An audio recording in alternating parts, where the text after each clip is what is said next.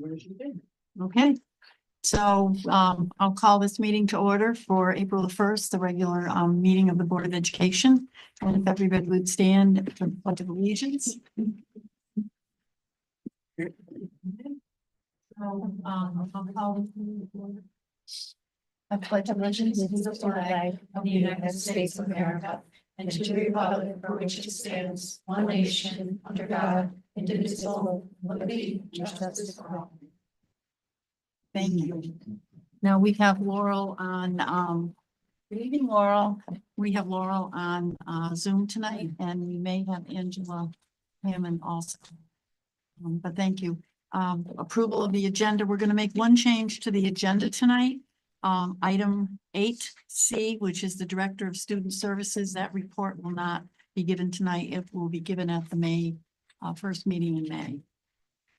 So that change, we just removed that from the agenda. And any other changes or comments? Without hearing any, we'll ask for a motion to approve the agenda. I'll make a motion to approve the agenda as modified. As modified, thank you. And thank you, Sarah. Okay, all in favor of the change and the agenda? Thank you. Unanimous. Okay, and we'll move on to the consent agenda. We need a motion for the consent agenda tonight as well.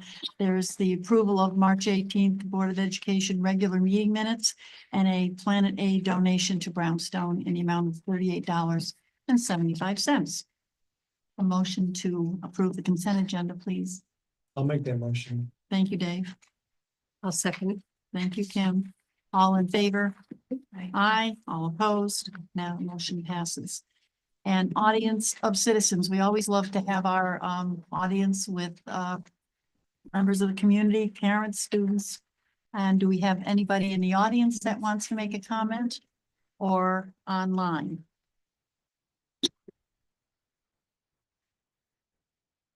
Hearing no audience. Okay, there's another time at the end of the meeting if anybody should have any questions or comments at that time. Thank you. Portland Public School Spotlight, one of the best parts of the agenda.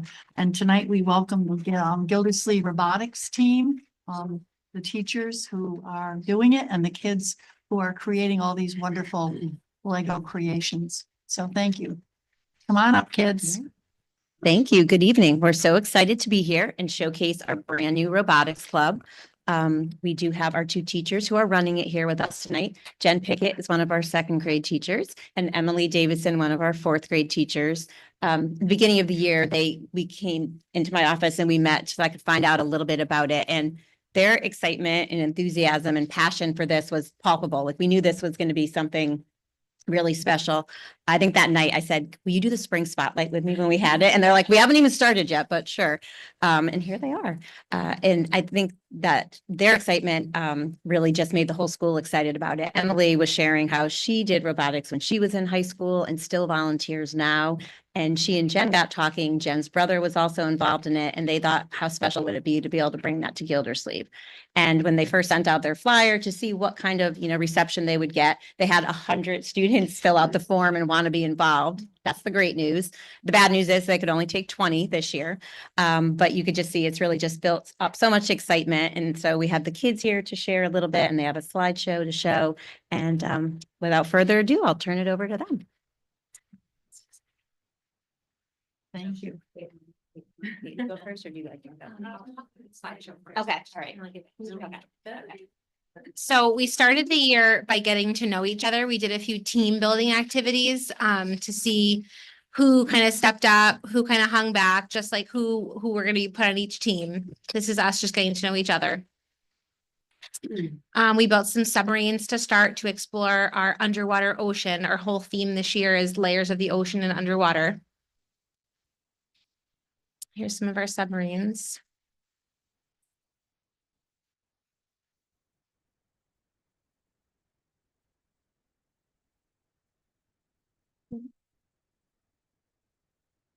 We then explored the different layers of the ocean and learned about what lives in each layer.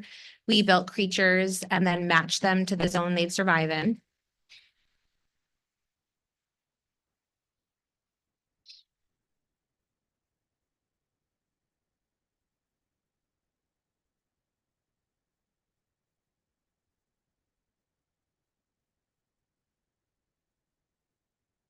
And then we got to coding. So Miss Davidson taught them how to use icon and text-based programming, which you'll get to see in a few minutes within the Lego Spike program.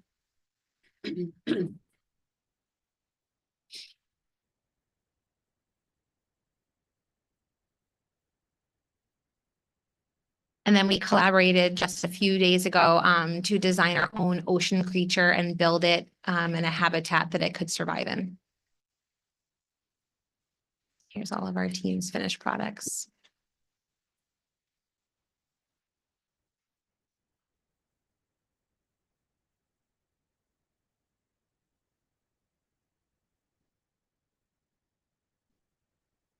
Been a very fun journey.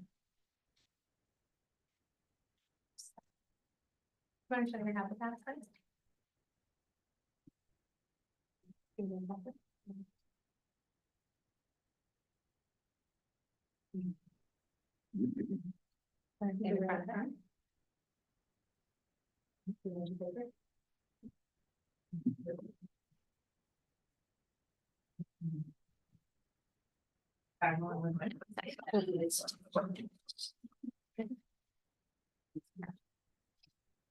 I like robotics because we build submarines that explore different layers of the ocean. This is a blobfish. It's like instead of a blobfish, we call it a mobfish, and it lives in the midnight zone of the ocean. And this is like a doorbell. It's made out of an anchor that fell, and then he lives in a cave.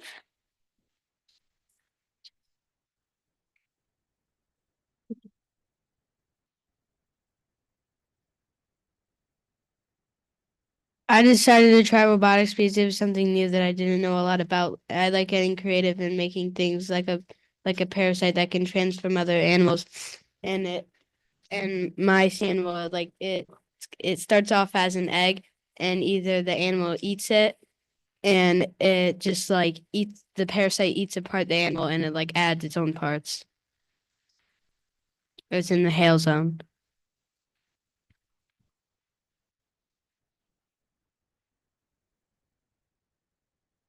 I like robotics because you get to work with other people and add on to their ideas.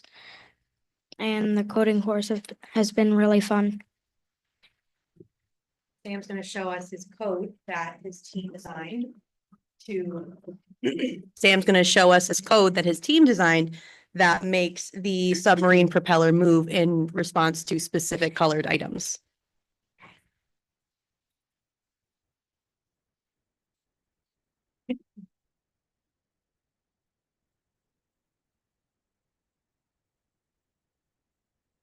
If it sees something dark, it will.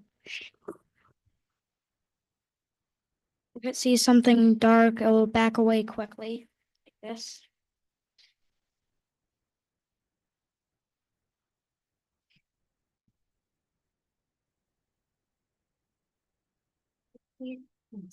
If it sees something light, it'll slowly move towards it.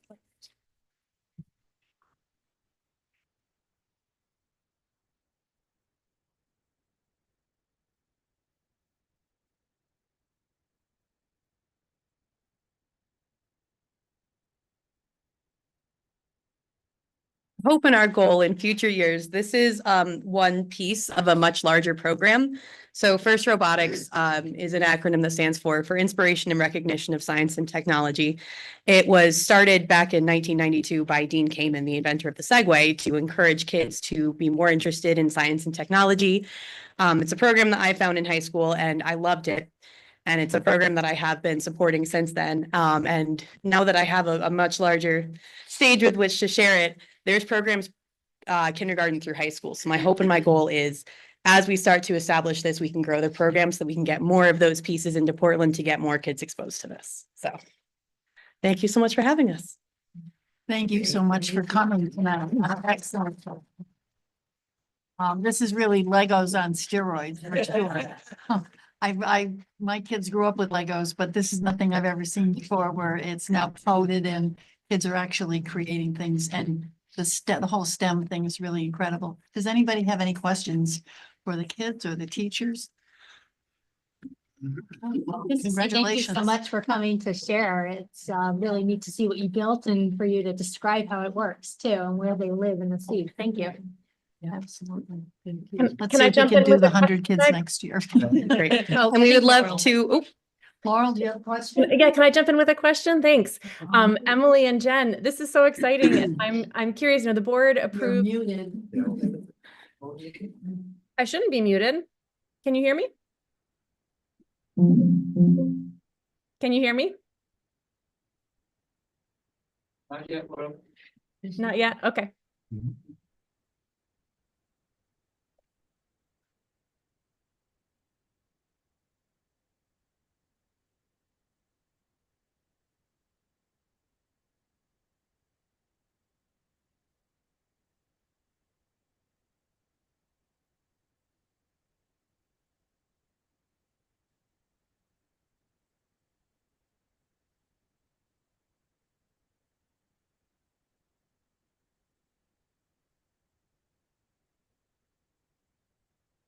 What else right now?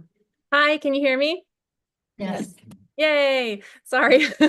I just was saying that Jen and Emily, this is so exciting that you've been able to pull this together for this year. And the experience you're giving these kiddos is really tremendous. And the board approved 2 weeks ago Gildersleeve Wheeler grant request for some funding to purchase supplies for next year. And I guess I just was hoping to hear from you two about what that will allow you to do next year, program wise with robotics.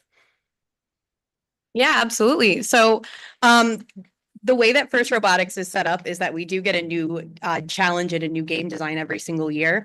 So what that will allow us to do is next year purchase the new kit, which will allow us to expose the current kit to a new set of kids. And then the next year season, we're hoping to run 2 sessions. We're going to see kind of the logistics of that. But if we're able to run 2 sessions, one in the fall, one in the spring, it would allow us to double the number of kids we're able to bring into this program so that because we had no idea what the interest level was going to be when we started this. And so when the applications and the interest forms kept coming in and we hit and very quickly when we hit 100, we realized we vastly underestimated the interest here. So we're hoping that with the additional kits, with the additional funding, we can really expand the program and bring it to even more kids in Portland. Phenomenal. Thank you so much. Thank you. And we'd like to invite you all, if you're able, to join us at the end of May. We're going to be having a festival to celebrate all of the work that the kids have done this year, and where they're going to be able to celebrate and display all of the work that they've done throughout the year. We'll be getting information about that going out soon, but look for that coming up. Right, we'll look forward to it. Thank you. All right, thank you again, and you don't have to stay for the entire meeting. Go home and get some rest, and school again comes early tomorrow morning for sure. Next, we have our student representative tonight, and then mine is Leah. Caitlin, do you want to tell us what's going on at BHS? Sure.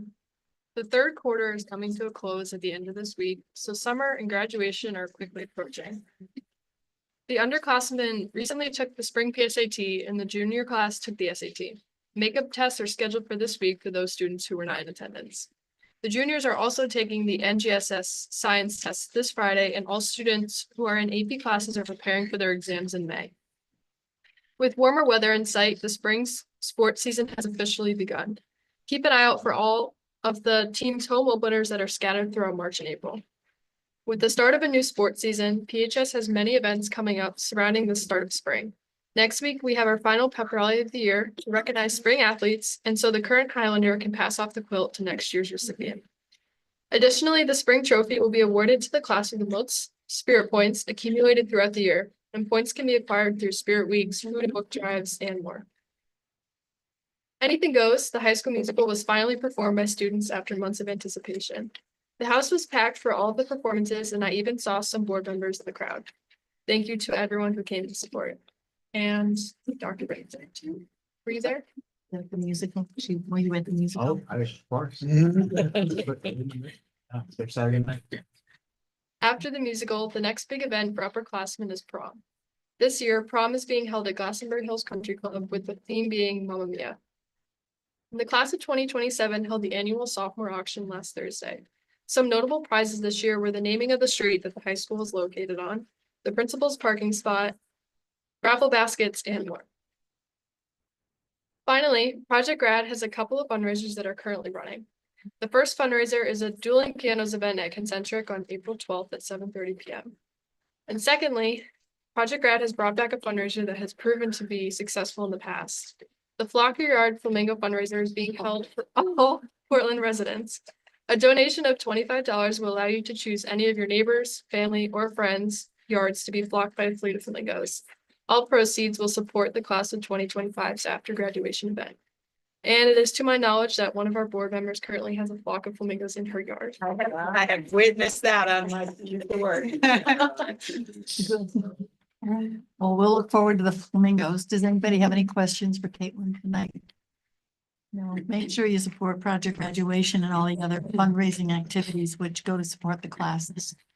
It's really important. So keep us abreast of anything that's being sold or anything that you'd like board members to support for sure. Thank you. And we'll hear from Liam, I'm sure, in the next meeting. Now we have Dr. Britton's Superintendent Communications and Updates. Few things for you tonight. Not too many, but first I included the monthly enrollment report. 213, last year 217. I mean, consistent. So far, I've got to say, and I've kind of been tracking this against Peter Prowse looks. You know, you didn't do it month by month, but it's stable. It's very stable. We are starting to get a look at our kindergarten enrollment. I think last check we were up close to 80 on that. Again, very consistent with last year too. So we haven't seen a big spike in terms of that 5th grade or 5-year-old change, but we're going to keep a close eye on it. Any questions about the enrollment? Only just the new apartment buildings are renting now, and they've got 10 already. It'd be great to see, like maybe at the end of this year, if we've got any from that building. No, I saw that. And I heard that it looks like they're hiring people to do leasing. So Yeah. the sign up there. So that is going to be something to keep an eye on. And as a reminder that we anticipated based on a similar size complex in Brookfield, Danbury, and one other town, about 24 students. Yeah. But we'll keep an eye on that. Charles, I just have a question. Last year we had a May 1st cutoff for any 4-year-old that wanted to be considered for a waiver for kindergarten. Are we doing the same thing this year? In other words, there could be Yeah. 4-year-olds born in the month of September, October, November, December. And are we doing that cutoff, or are we allowing parents to seek a waiver with the appropriate testing or whatever? So last year we didn't do a day. We just, because it was new, we sort of just made it a kind of rolling thing, but we tried to ask people as quickly as possible. We had talked about doing one this year, but let me talk to Ryan and find out Okay. if we're gonna do that. Okay. I thought we had set a May 1st deadline I last year. think we but asked people, I think but we we were yeah. flexible. Yeah, we were with flexibility, Because it was the obviously. first year, we didn't wanna, Right. we wanted to be more, again, not saying no. Right, and the 5-year-old start has not changed. It's still, you have Correct. to be 5 by August 30th. Right. Before you can come to Let kindergarten. me find out if we're gonna be Right. doing a Yeah. harder deadline this year. Okay, Okay, so that's the enrollment report. I also include, I just got it tonight, an update. It's amazing to me. I've been giving you the budget comparisons across districts. Mhm. It's amazing. Like, we are right in the middle, right? I mean, of the 114 districts, I don't know if you saw this, Stephanie, that are reporting, I just kind of rank order them for you. Number one, 57, right in the middle, right? And the average statewide in terms of what boards have adopted is 5.14. I'm not sure if there's much statistically significant difference between 4.97 and 5.14. But to me, that signals a sign of the times, with the pressure schools are facing with costs. I think, what the budget you approved is right in line, with what we're seeing across the state. So I promise I'd keep you updated with that. And if any more come in. Okay. Yeah, and of note also, as you sort by DERG, so similar districts, we're in the bottom third. Yeah, So compared to similar districts, we're actually better than at the 50% point. and the DERGs are really not a measurement that they use anymore according to a GET at the state. Right. They're using neighboring towns more for, whether or not we're representative of what's going on. But to me, I think that it's always good to see what our neighbors are. Everybody's a little bit different, but you know, here in Portland, we like the 50th percentile, right? I mean, I think that We sort do. of reflects Yeah. town's ability to pay and where we are. And I know that that's an indicator we were looking at with all of our contract negotiations, and that's where we're. I think we bat way above our our weight here. We do. But you know, in terms of what I see as a reasonable budget request, I think that is reflected in what I see in the status here, which is, you know, we're right where we need to be. All right, a couple other things then. Let me just stick with budget for a minute, and then I'll talk a little bit about some resignations. So last week we had our 2 weeks ago, we had our budget workshops, and then last week, the Board of Selectmen deliberated on our budget. And I gotta say, I really appreciated the Board of Selectmen's thoughtful discussions. And it's not easy. Sometimes it's difficult to see the sausage being made, right? I mean, this is what we do. There's a political process here where, you know, I think the Board of Selectmen is doing a really thoughtful job of looking under the cushions and seeing what we can do and asking the right questions. I thought it was a very fair and objective process. There was a lot of give and take. It wasn't perfectly smooth. You know, there's, you know, it's a tough process, but I thought it went well. One of the things I did appreciate, though, were lots of comments from the Board of Selectmen about recognizing our need for additional capital funding, right? I mean, if the process we've been through this year and with the facility study committee and the sightlines reports and the prior facility analysis, it has absolutely raised everybody's awareness at this point of the condition of our facilities and the strategic planning committee's continued work. It is recognized, even to the extent that there was some requests on the Board of Selectmen to try to find a way to give us more for capital improvements, right? And I appreciate it.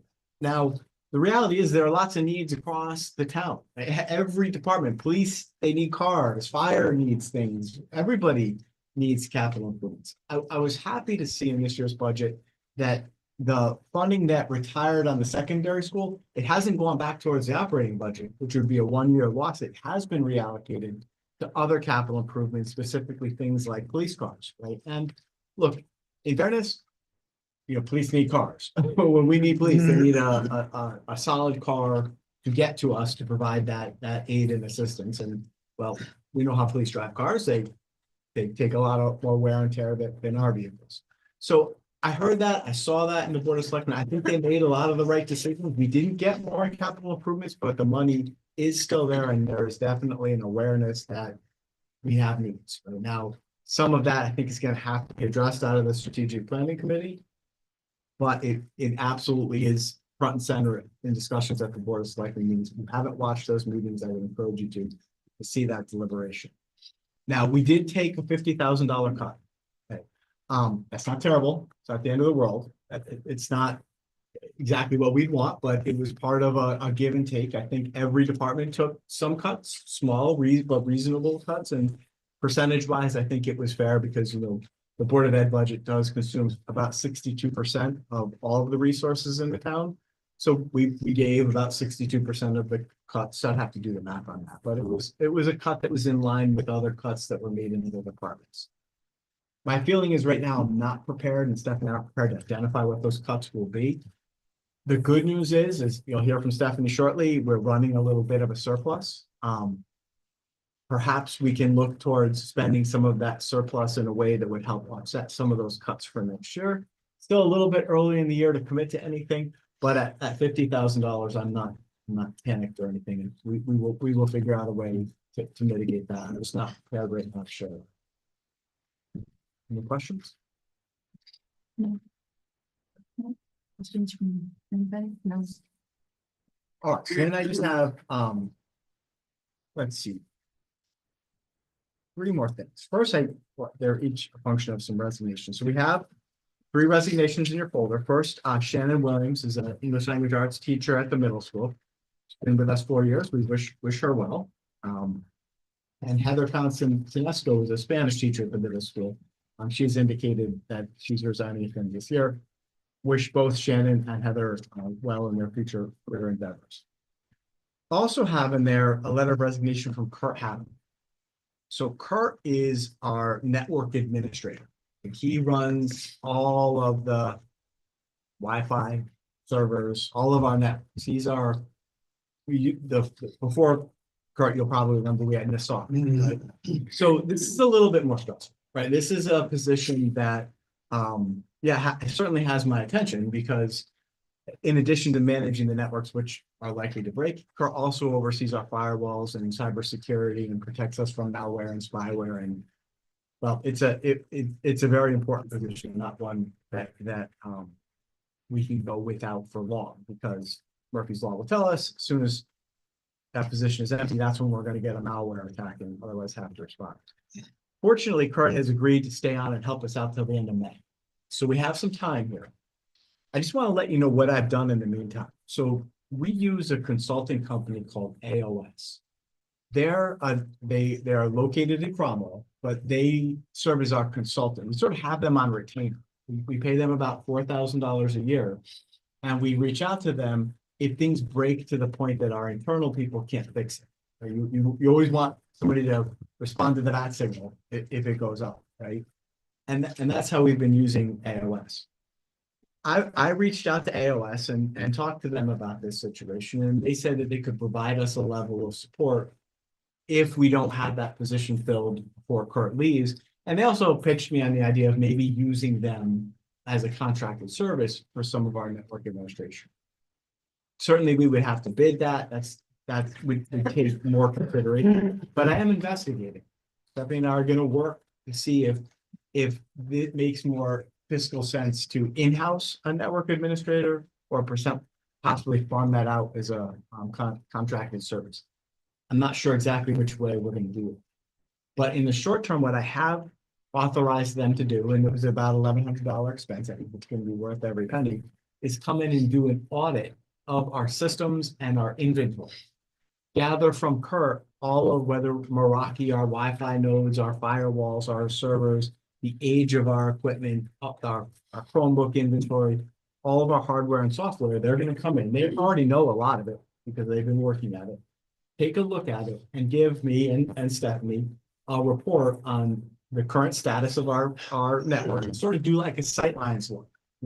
What is aging out immediately, what is on the midterm, and what is in a long-term horizon, which certainly could help us inform a technology replacement cycle and get our arms wrapped around any vulnerabilities we have, and otherwise provide a nice snapshot of our systems right now as Kurt leaves and he takes that expertise with him. And they didn't charge us an awful lot. I thought $1,000 was a expense. What I am going to do when I get that report is bring it to the personnel committee and talk to the personnel committee about whether we bid out network administration and pursue it as a contracted service, or go back out and try to find a network administrator to replace Kurt. And we have to do this by May 30th, as you have his resignation. How soon will they have the audit of all of the IT stuff? Probably the end of next week. And would they also, I mean, if you're talking about contracting services with somebody who is in the business, do they also provide servers for, could they host some of the stuff that we buy that we have servers for now? In terms of, turning over more of the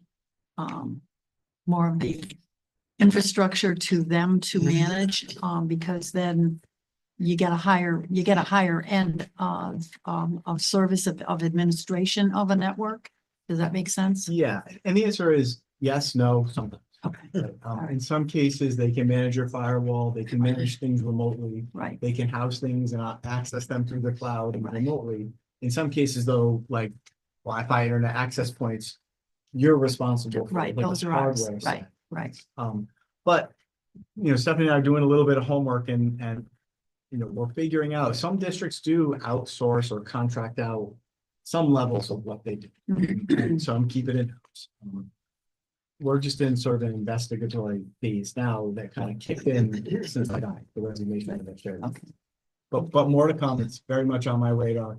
Fortunately, we have Kurt until May 30th, so we don't have all the time in the world, but we have a good 8 weeks with the network support we need to start figuring it out, whether it's hire out, contract, or configure the tech department in a way that supports it. If we have that by in April, the next couple of weeks, the first week of our first meeting in May, could you bring that to the full board and maybe have them come and do a presentation as to what they would be able to, what they found and what they might be able to do for us? Yeah, I don't know that the right forum for that would be them presenting to the board. Or, okay, Likely what we would have to do is bid out right, what we would be looking for. Because there are county rules and we have to follow the charter. I don't know what these things cost yet. It's part of my Right. investigation, but we know that if they're over a certain dollar amount, we have to We have do to- RFQs and RFPs and then, have a process to vet vendors and select vendors. So I'm not sure that having a vendor come in and pitch which the and talk orders about would be, in a yeah, public setting, understood, because understood. it would be a function of a But if you negotiation. can share that with the full board, then we can see what we actually have and what we need to do to go forward. Yeah, I will absolutely, once I get the audit, make sure I'll share it with the personnel committee and the full board, so you can get a snapshot of it. Great, thank you. But otherwise, I wish Kurt well. He's been with us 2 years. I'm sorry to see him go, but I do appreciate him not leaving us immediately, right? And giving us this 2-month heads up where he's going to be available to help us if we're subject to a malware attack or networks start to fail. Good point. Charles, I have one question, but I think you. Yeah, I have a question. I read the letter and reading between the lines, he doesn't have a job, so I'd be more concerned on why is he leaving? Says here until I find employment. So he's not leaving for another job, so something here must be driving him out. I'm not prepared to speculate on that. I would thought you would have asked him that. I might have some insights. I mean, I'll just remind everybody that we have a new board policy that says that all employees who leave the district get an exit interview. And then I share that exit interview data with the personnel committee. I'd prefer to share that with the personnel committee through that exit interview process than with the full board in this setting. I mean, I only ask in the vein that if there's something that could be directed early on and change this course, that's what I hope you've gone down that path as well.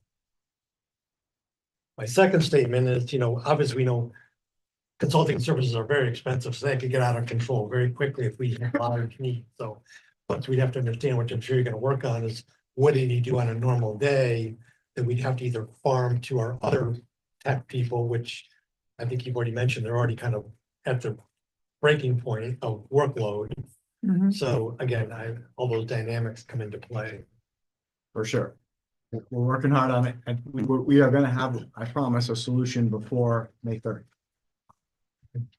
I have a different question. Does have the results of what the audit would show us anyway? Like, doesn't he have a status of what the current makeup of our network is and where the vulnerabilities are? And I guess is there a risk of bringing in a company that may respond to an RFP to do this work so they have this inside information that another company wouldn't have?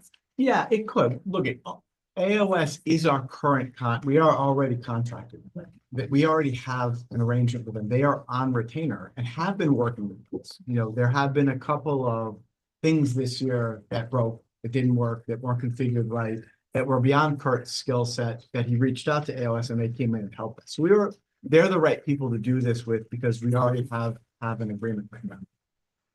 The reason it's valuable for them to do the audit, Kurt does. We have the inventory, we know our things, and it's very easy for Kurt to turn that over to them to look at. But what Kurt may not have is an understanding of what Cromwell and East Hampton and East Haddam and other districts are using in terms of software and hardware. Oh, that's the piece that was missing. for me. Right, and Thank you. systems, so they can come in and look at ours and say, hey, for the number of users you have, the size budget that you have, the size district, you're right size with your current configuration or not. We might suggest you set up different VLANs or voice over internet protocols or Yeah. other things. Because, Kurt has been with us. He Yeah. hasn't been with all this. Totally makes sense. Whereas AOS works with multiple. And that was what I was getting back to when we talk about the infrastructure. What, if we have servers that we're gonna have to replace in the next 2 or 3 years of, it'll be good to have a good audit by somebody outside that can look at all of the infrastructure. And we'll go from there. All right. Any other questions about the IT issues or not? No? All right. By the way, this also fits in with the fact that we don't have a director of curriculum instruction and technology. So Eric has been out and Kurt leaving here. We're gonna hold it together. Everything's gonna be okay. Of course. We have some holes that right now we're kind of. Well, it's all gonna come together. We're Gonna come we're gonna, together, yes, it will. All right. And anything else that you have? Is that it? Yep. Okay.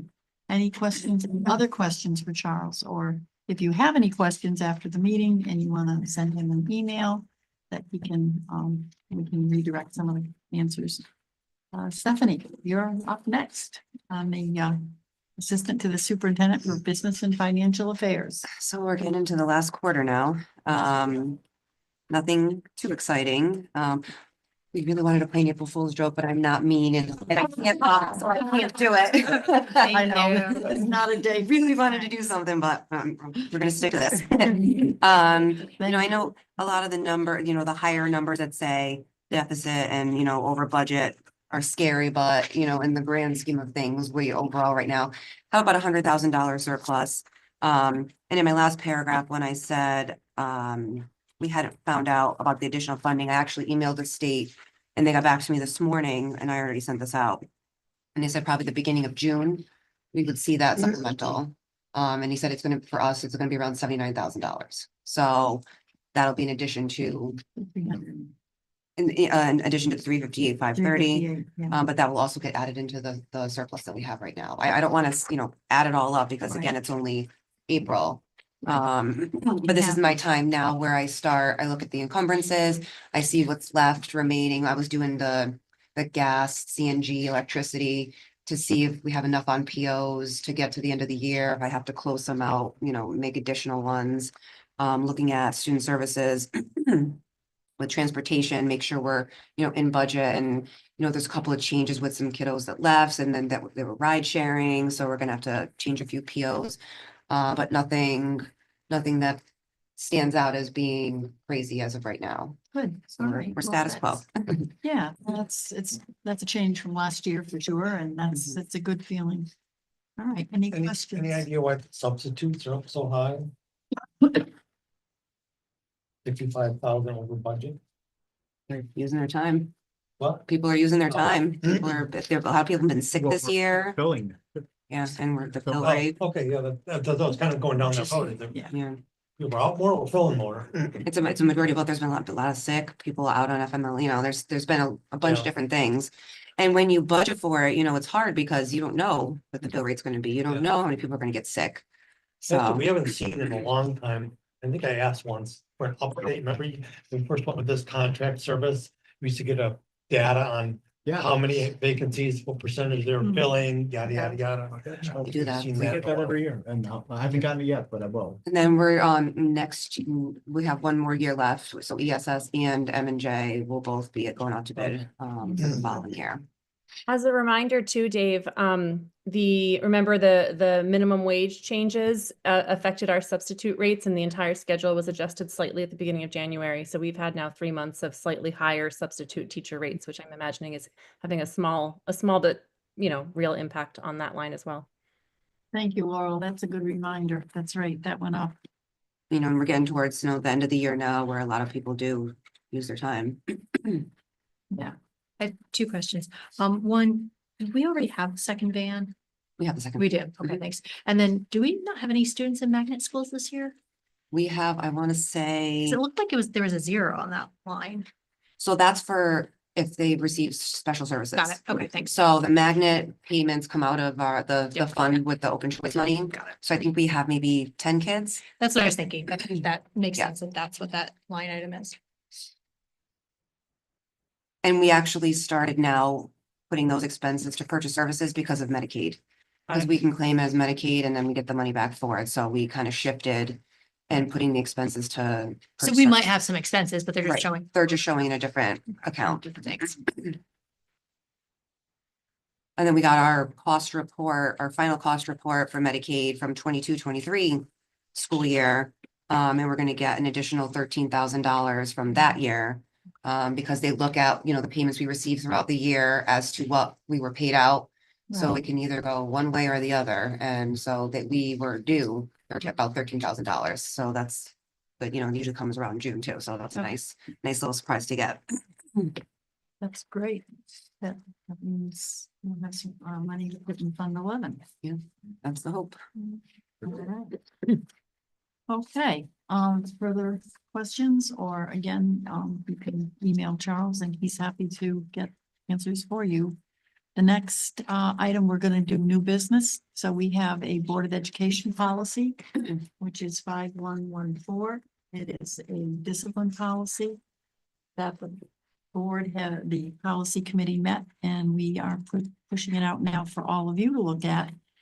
It is significant changes to suspensions, expulsions with a regulation and checklists and all of the things. The goal is, so this keeps, we keep getting, it's been evolving for a while. School climate brought some changes, and now we're talking about discipline in a non-punitive way, restorative justice, the use of that as opposed to just sending a kid home for 10 days. So it has to be a lot more thoughtful and deliberative, but the policy we believe is a good one, and we would like you to take a look at it and ask questions and give it your full support. I think it's more equitable because it does spell out, it does spell out the terms of what we should be doing in terms of restorative justice. We want kids to, we know they're going to make mistakes, but own up to it and then be restored to a better place, hopefully. And there are some reasons where students would be expelled, guns, drugs, things of that nature. But we also, there are ways that they can redeem themselves that way as well. I didn't look at the online version, but is there a typical one where there's red for the new and black for the old? Yeah, so but we decided to do, as the policy committee was looking at it, you go onto the website, a current policy is actually 5144. Be careful, it's there's 5114, which is this one. Yeah. And then there's our policy 5144. Right.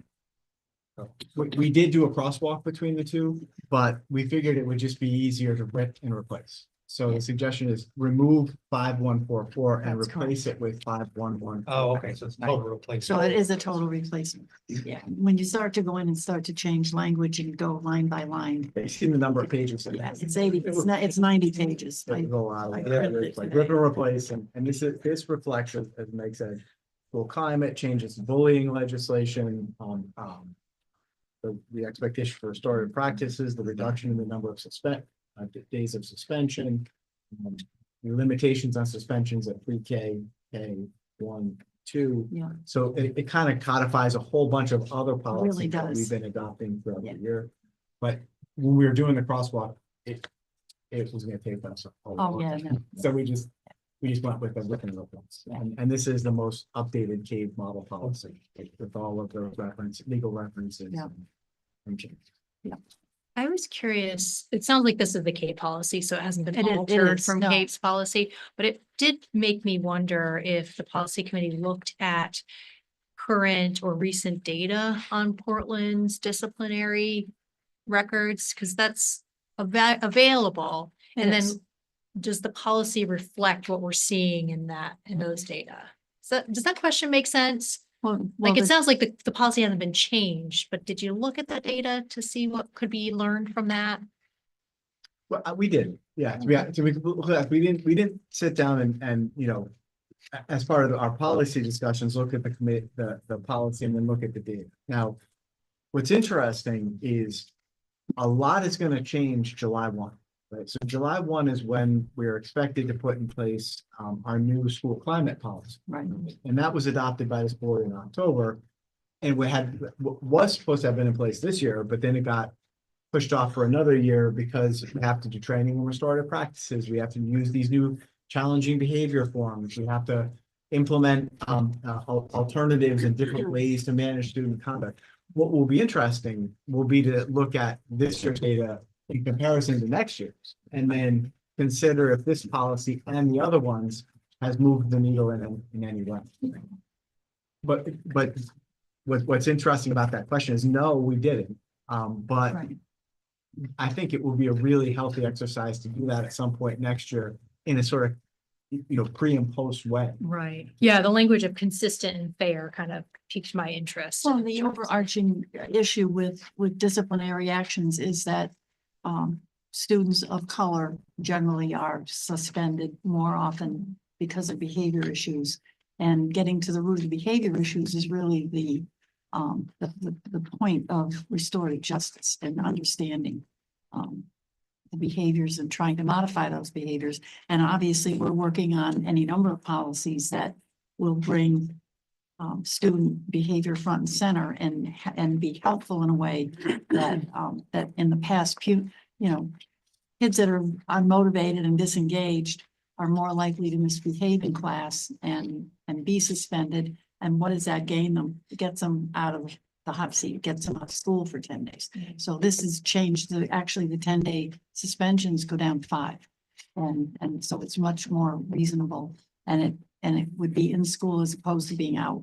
So I think when you look at the policy, that those questions may be answered, but I think going forward for Portland, we can look at the data. It's about a year old, I believe, on EdSite, but you can look at the data and see in the last few years. And to be transparent, I haven't. So that was why I was curious. yeah. Did you? Because I don't know where we stand. I know maybe like 5 years ago, it didn't look so. Well, the good, but legislature is very not sure where we curious are now. about how schools are disciplining students. So this is a legislative agenda. This was an item that came from the state, and we are mandated to implement it. But we do agree with the policy, and we do understand the nature of why they're doing this sort of part of it. We do agree. Just look at it. It's a lot, and the regulation, of course, is up to the administrators to implement. So they've looked at it, and we have the blessing of everybody that has looked at it so far. It's a lot. It is a lot. Probably a longest policy. Yeah, well, it rivals health and wellness, and and also rivals the school climate policy. I mean, but the thing is, you want the kids to be able to learn, and if they're not learning and they're not engaged, then why? And, is discipline some part of the issue? So that being said, it's the first reading, and we can take a look at it and answer any other questions going forward. On that happy note, we have a food ED 099 health food certification. Is that a motion that we need to? We do this every year? Yes, we do. This is what we have to do to comply with the nutrition programs that we offer, free and reduced price meals. You probably recognize this. It's the same thing we do. It's our commitment to follow our policies and serve the types of food and in the ways that we're expected to in order to continue to receive the agricultural department money and provide for this program. So I believe somebody has to read. Yeah. If somebody has that in there, I would ask one of our members to. I'll make a motion to recommend to the full board that the Portland School Thank you, District approve the following considerations as outlined in the SD Operational Memorandum, February 24th, 2025, requiring each local board of education or governing authority for all Connecticut public school districts participating in the National School Lunch Program to take action annually to certify whether all food items sold to students separately from reimbursable meals will or will not meet the Connecticut nutrition standards. Okay. Thank you, Dave. And any questions about this? I also need to read consideration number 1, healthy food option. Right. Pursuant to Sorry, can I interrupt real quick, Sarah, before you do read through all of that? yeah, Can you remind me, Charles? I don't believe we have to read through both options. I believe historically this board just votes on the second option, which is the food and beverage combined. I think that those are two different things. Is my memory correct? Might have changed. I think we read both in the past. I usually read them. You remember? We both wrong. You have to read them. A parliamentarian saying both. Okay, Sarah. So I'm reading. Okay, number all right, 20. continue. Consideration number one, healthy food option. Pursuant to CGS section 10-215F, the Portland Board of Education certifies that all food items offered for sale to students in the schools under its jurisdiction and not exempted from the Connecticut nutrition standards published by the Connecticut State Department of Education will comply with the Connecticut nutrition standards during the period of July 1, 2025 through June 30, 2026. The certification shall include all food offered for sale to students separately from reimbursable meals at all times and from all sources, including but not limited to school stores, vending machines, school cafeterias, culinary programs, and any fundraising activities on school premises sponsored by the school or non-school organizations and groups. Consideration number two. Good. So thank you. That was well. And Dave has seconded it. Any questions on the motion? And can we vote? All in favor of accepting the ED 099 food, some healthy food certification? All in favor? Okay, all opposed? We pass it unanimously. We're good. And the second one? And the second one, I need a motion on the second one. Just make a motion to approve consideration number two. Combined food and beverage exemptions. The Portland Board of Education will allow the sale to students of food items that do not meet the Connecticut nutrition standards, provided that the following conditions are met. One, the sale is in connection with an event occurring after the end of the regular school day or on the weekend. Two, the sale is at the location of the event. And three, the food items are not sold from a vending machine or school store. An event is an occurrence that involves more than just a regularly scheduled practice, meeting, or extracurricular activity. For example, soccer games, school plays, and interscholastic debates are events, but soccer practices, play rehearsals, and debate team meetings are not. The regular school day is the period from midnight before to 30 minutes after the end of the official school day. Location means where the event is being held and must be the same place as the food sales. Second on that Second motion. that. Thank you, Dave. All in favor of that motion? Thank you. I'll pass unanimously. Okay, now we're going to move on to the nomination of a staff member to sit on the American 250 Portland CT Committee, which is the 250 plus centennial celebration. We don't have any of that. We don't. So that we'll table that one. So we're going to table that. All right. Hopefully somebody will come forward. We're looking for a teacher or administrator, correct? Serve on that committee.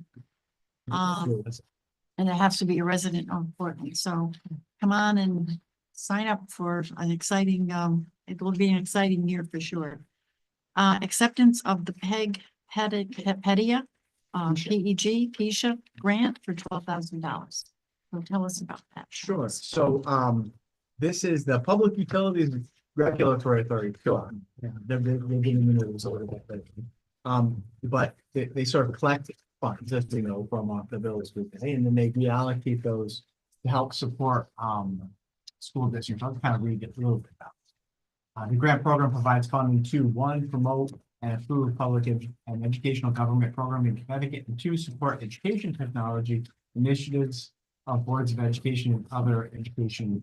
So back in October, Corey Toussaint, our CTE department, got together and wrote a grant for about $200,000 worth of desktop units to update our computer labs at the middle school in here that run the software that support the CTE. We got $12,000. So ask for 200, got 12. That's good. We're grateful for what we get. We'll take what we get. Did meet with Corey today. Our idea is to still buy a certain number of desktop units, have them available so that when some conk out or some are on the last legs, we can at least start replacing some. And these are the units that run the whiteboards and Google Classroom. Yeah, and all the software for the CTE. For the CTE program. Okay. So we did receive $12,000. We do, of course, need your blessing to accept that and purchase those desktop units. So we need a motion to accept the PEDIA award. Need a motion, somebody? I'll make a motion to accept the grant in the amount of $12,000. Yeah, okay, and second it, Stacy, thank you. All in favor of accepting the $12,000 grant? Done? Okay. Unanimous? And thank you to Corey and Eric for Absolutely.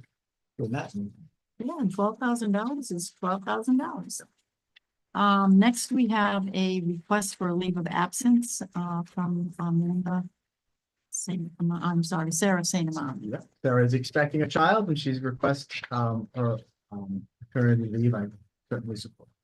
Okay, motion to accept her request, which will begin on July 22nd. Let's see. We have a date. I'm sorry, August 18th, and she plans to return first semester. Like, a motion from somebody? I'll make a motion. Okay, Kim, thank you. You accept her. And Stacy, thank you. Okay. All in favor of the maternity leave for Sarah Sandeman? And passed unanimous. Thank you, and well wishes for her new baby girl. The baby boom. Yes, it does. That's exciting. All right, next, old business. We had a Gildersleeve grant. It was a brownstone request for theater, and tickets to go places and see things. And so you were going to go back to. Right, we fumbled it. Mike. So Oh, what okay. the teacher had done is included two. In the Yeah, last two. grant. One was from Hartford State and one was for the Bushnell. One was the Right. Bushnell one was to take students to the Bushnell. The Hartford Stage one is 10 classes for fifth graders taught over 2 to 3 weeks. It's a residency. So Right, there was a red, right. teach these. So that's the one that we want to bring forward to you. And it's updated here. The grant's for $8,000. Again, it's just for So this is a for fifth and residency. sixth graders to be taught by where their names are. Esperanza Rising. This is from Hartford Awesome. State, Hartford correct? State, yeah. Okay. Amazing. Oh, wonderful. And this is exactly the kind of thing that the Gildersleeve grant is. Okay. This is like Andy's number one. The type of things they want to see on us. Great, and this goes over several weeks, it looks like, I believe. Yep. 10 classes, so that'll be over a 2 to 3 week period, which is really exciting. Yep. I need a motion to accept this Gildersleeve grant for the Brownstone Residency Theater Program. So moved. Thank you, Stacy. And a I'll second second, that. thank you, Dave. Okay. Any questions, comments, or are we ready to vote? Okay, let's vote. All in favor? Okay, opposed? All right, passed unanimously. Great, well, that's exciting. Hartford Stage is a wonderful area theater. Well, we come to committee reports. We're almost there. Curriculum. Kim, do you have a report? And we haven't met since the last meeting. Okay, so is there another meeting scheduled? Not currently. I don't have the date with me. Okay, policy, we are still working out dates, but they will be meetings. They will be special meetings of the policy committee. An hour before our regular Board of Ed meetings in May, and also probably the first meeting in June. So we'll catch up and then we'll hold our breath for whatever comes at us after July the 1st, when this legislative session ends. Personnel, Sarah, okay, I think you're on personnel. Yeah, Dave as well. And And Dave. we're doing nurse bargaining unit negotiations, and we have our next regular personnel committee meeting before that next week, I believe. It's next week, yeah. Okay, so busy, is that, and that's the end of the contracts for this year, correct? Yep. Until next year, all right. Dave, do you want to report on building and grounds? I don't think we have anything to. Well, we discussed the boiler situation, which is already We're been still discussed. waiting on that. And back to curriculum real quick, sorry. Oh, April yes. 23rd, 6:30. Oh, is our good. next Okay, meeting. thank you. April 23rd. All right.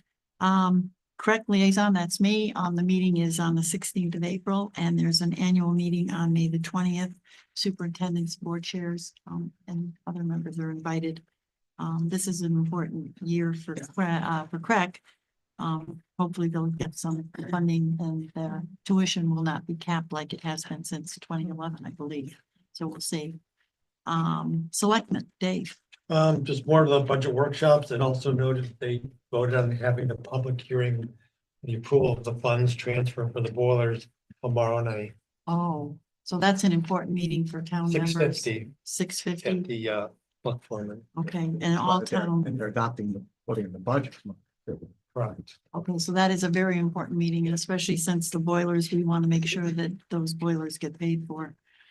So if you're out there listening, make sure you go and vote tomorrow night at 6:50 at the community center down on Main Street next to the police department. Youth Service Advisory, there's no meeting scheduled. They will participate with the Easter egg hunt and then on to summer programming. Equity and Inclusion Coalition. We meet about every 2 months. I missed the last meeting, but Charles, maybe you could give a Yeah, quick and- brief. and Dylan was Or there. Dylan. We caught up, we talked, you want to share it? Like, sorry. We got together, there's been a, little transition from Eric to me and Stephen and Dylan are doing an amazing job pulling it together. We've been working on, a civil discourse framework, right? And we're going to continue that work.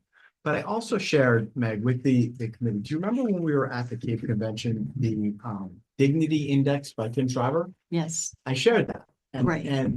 with the coalition to see if there would be an interest in incorporating that or using that, or maybe even reaching out to Shriver and. there are resources through that dignity. And I think that I would say the equity committee kind of looked at it and said, yeah, this might be a really powerful direction for us to move, and we've kind of started that discussion. It kind of ties in with ruler too, because it's 8 steps that you're either really being rude and obnoxious to somebody on civil, or you are, an angel. You got a halo. So I think it works well with our SEL. Dylan's the chair of that committee, one of the. Okay. All right, so Dylan, tell us. So yeah, just where we last left off at the last meeting, we were really finishing the work that we did with Eric with civil discourse. There's a number of honor society kids who come in and participate with us. After Dr. Britton presented the stuff from Shriver, we reviewed it and decided that we would like to move forward by incorporating some of it into, or if not all of it, into our work with civil discourse. We wrapped up our kind of draft as to what Portland's definition is, and we'll eventually be sharing that here with the Board of Ed. We're going to send it out to the committee members in the next week or so to kind of review with all of the information that Dr. Britton shared and kind of get everyone's input on it at our next meeting. Great, that's exciting.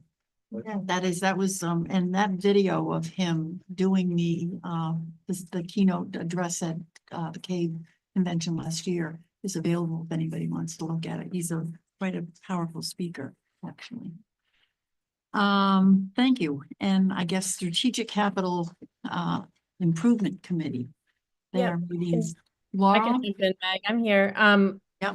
We've in the last since our last Board of Ed meeting, I believe the last time we talked about this, we had just toured Biz.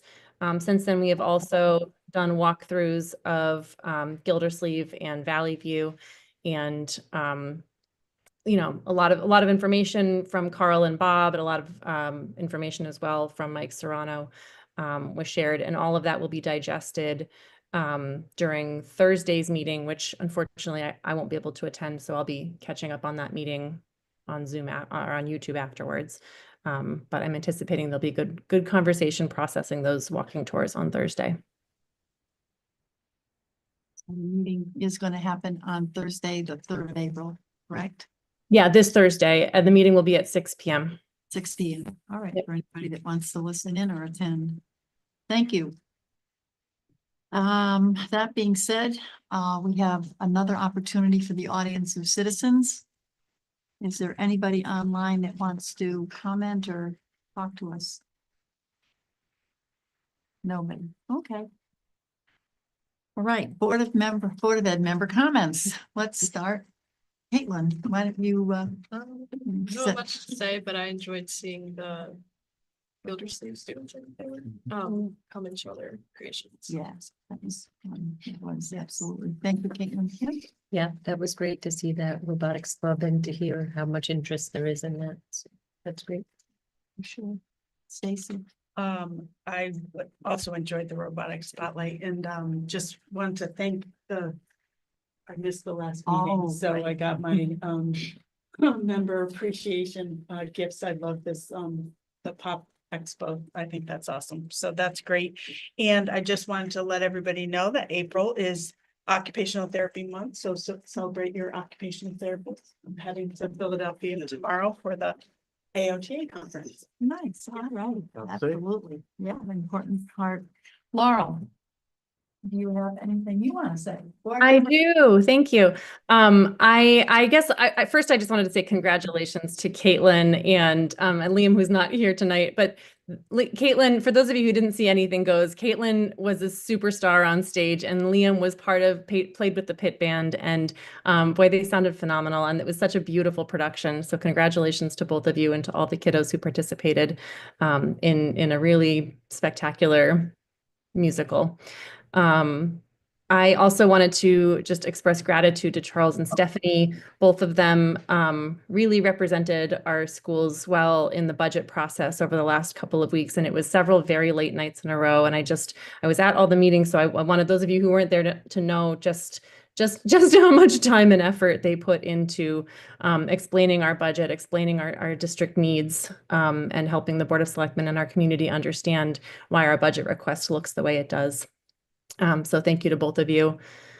I also wanted to mention for board members that next week there are a couple of wonderful events happening at the high school. Just to put on your calendar, the band extravaganza is on Wednesday, April 9th at 7 p.m. And the choral extravaganza is on April 10th, the next night at 7 p.m. And both of them are at the high school. And it's just a really wonderful way to support kids from Gildersleeve all the way up to the high school. They'll be playing together, making music together. So that's really special. And you all talked about it already, but just to reiterate, the public hearing is tomorrow night at 6:50, and I hope that you all can go and can bring a friend with you to support the request for our boilers. I'm out of town, so I won't be able to vote in person. So grab a friend who can go and vote in my stead, please. But thank you. That's all I've got. All right, thank you, and safe travels on your way back home. Hope you're enjoying your conference. Dave, next. I'm good. You're good? And Sarah. Similar to what everybody said, great to see the Gildersleeve students. Thank you for the treats and Trisha for refrigerating those for us from last week. That's it. Yeah, great. Just a couple of things. There is another activity at the middle school next week on April 11th.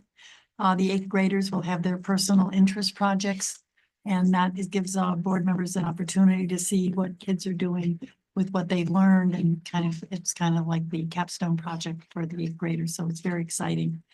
This is also Library Month, and we know libraries are very important to student academic success and also for leisure reading. And so make sure you thank a librarian, public or school librarians. It's also Poetry Month, and I believe tomorrow is Autism Day, recognized as a day to reach out and support all of our special kids who need extra help in that regard. And that's all I really have. The robotics, I love the kids coming, as Laurel always says, that's the highlight, to see what our students are actually doing. I can see that really working its way into science and math as well. And I hope we can do it for more kids next year. So we can cross our fingers and see what happens. On that happy note, there is no executive session tonight. And so I am looking for a motion to adjourn. Make a motion to adjourn. Thank you, Sarah. I'll second that. No, okay, thank you, Dave. There was a hesitance there. I didn't know. I saw her hand go up. Sure, I was not 10 o'clock. No, we can probably stretch this out a little bit. Anyway, we don't want to do that. Laurel, safe travels. Thank you. Thank you. Vote goes tomorrow. All right. Very good. All in favor? All in favor. Oh, I'm sorry. Oh, yes. All right. I know. All right.